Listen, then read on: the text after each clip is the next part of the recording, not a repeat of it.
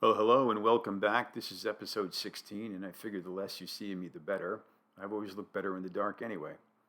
This is show 16, and it's titled Overrated Things in Life, my horoscope a couple of days ago, Over the Hill and Other Hills, and Peter Gabriel's The Rhythm of the Heat.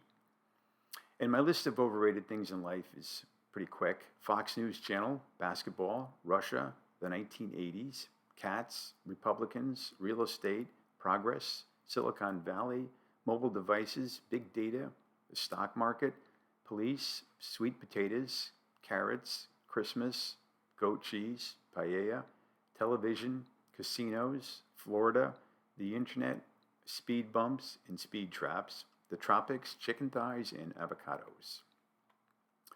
This was what my horoscope said a couple of days ago. Make sure that the action you take today is done in a very organized, well thought out manner. Take the extra time to plan instead of just jumping right into the duties of the day. You will actually find that you are more productive if you sit back and think before taking action. When dealing with others, be patient. People may be reserved and slow, so give them the space they need to think things out for themselves. And I was like, what? Homie, don't play that. Make sure that the action you take today is organized, well thought out, instead of jumping right into your duties. That's not the way I do things. Yeah, like I'm going to sit back before I take action.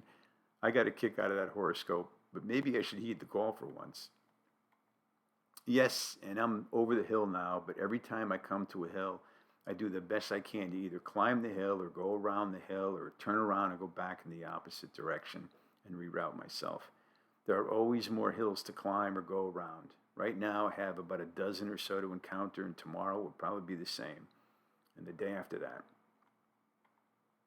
If you're interested in listening to a very unique song, give a listen to The Rhythm of the Heat by Peter Gabriel. About halfway through the song, the African drums from Ikome, and I hope I'm pronouncing his name correctly, overtake the song, taking it to a completely different musical dimension. The rhythmic complexity and depth that arrives is beyond our comprehension with a non-African perspective. It's music beyond our scope. The extraordinary multi-layered drum rhythms are hypnotically and intoxicatingly hallucinatory. This is the music I want to hear in my last moments on earth. The intensity, passion, and vehemence of the rhythms are overwhelming. Chills can and should run up your spine, and this portion of the song is what you want to accompany you to a death march in armed combat. Let me die this way. It is a masterpiece. And I named my favorite playlist on Spotify the New York Rhythm and Soul Review 2018 by mistake. It's supposedly it's supposed to actually be the New York Rock and Soul Review, which was a touring band created by Donald Fagen back in 1989. They would tour from that year until 1992 and featured Michael McDonald, Boss Skaggs, Dave and Eddie Brigatti from the Rascals fame, Walter Becker, Charles Brown, Phoebe Snow, and Cornelius Bumpus. They did shows at the Beacon Theater and the Lincoln Center, and they would play some of their hits but spend most of their time playing R&B and Motown songs from the 1960s. And it was quite a group. My son John Mark suffered a stroke back in 2018, and he is doing quite well now and will be looking for a place to live and work in the next few months after being in 3 different facilities for the past 3 years. He was given a list of topics and questions that he could include in his journal, as they wanted him to write each day to assist with his mild aphasia. So I took the topics and questions and gave my own answers to them, and here we go. What is the most beautiful thing you've ever seen? I responded, a beautiful woman walking down the street. Have you ever been in love, and how do you know?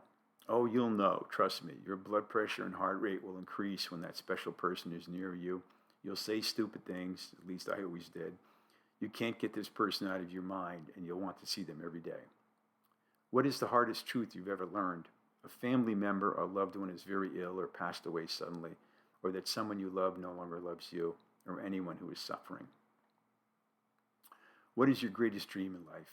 The impossible dream to end war, pain, and suffering, but unfortunately, this planet doesn't work that way.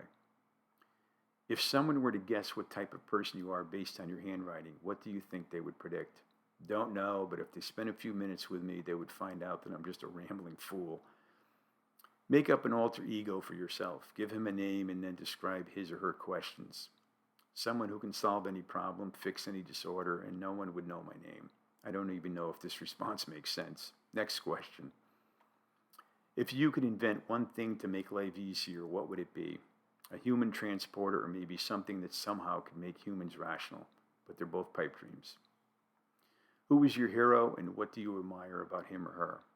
I would take Groucho Marx for his wit and veiled charm, and Donald Fagen for his musical ability. What is the greatest lesson you ever learned?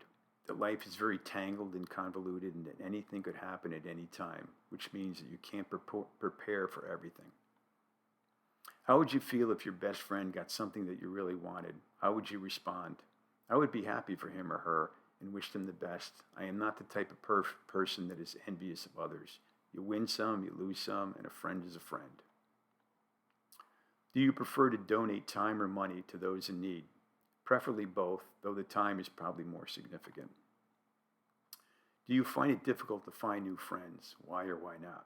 Not at all. I'm friendly, outgoing, and amicable, and I enjoy people.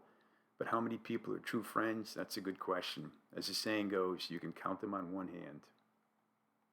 What is the best day of the year, and why is it so special to you? I don't have a favorite day, and it's not Christmas either. What does your dream house look like? Describe it in detail. I have no idea. I have no vision for this question, and I'm not into dream homes. Do you remember much of your past? Why do you think so?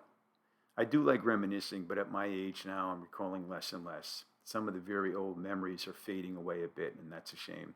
But memories are important to hold on to. They can define you. And what is the greatest gift you could ever receive? What would make it so special? Being born is a start, and from there it would be love and the gift of giving, honesty, integrity, having a sense of humor, and being kind. They are all indispensable.